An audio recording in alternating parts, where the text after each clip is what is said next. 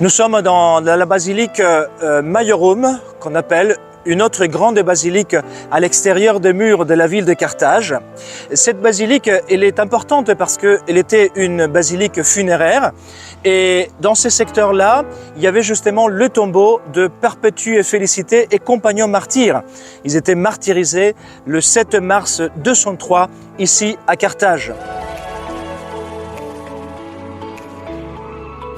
Ce monument que nous voyons maintenant, il est moderne, il a été construit en 1930 pour le Congrès Eucharistique International qui commémore justement l'espace où les saints martyrs Perpétue, Félicité et compagnons ont été enterrés. Cette église commémore également la présence de Saint Augustin qui est venu prêcher ici des sermons en l'honneur de Perpétue, Félicité et compagnons.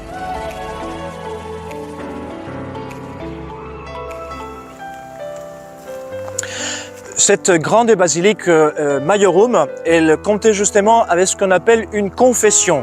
Cette confession, c'est ces monuments que nous voyons ici, avec ces petites absides, et puis deux entrées, justement des entrées qui permettaient de descendre vers le tombeau des martyrs pour pouvoir vénérer les martyrs qui étaient enterrés, notamment Perpétue et Félicité et compagnons. Cette basilique Maiorum a été découverte aussi par le père Delattre entre le 1900 et 1907. La basilique Maiorum est la seule que nous avons pu identifier avec certitude grâce aux découvertes archéologiques.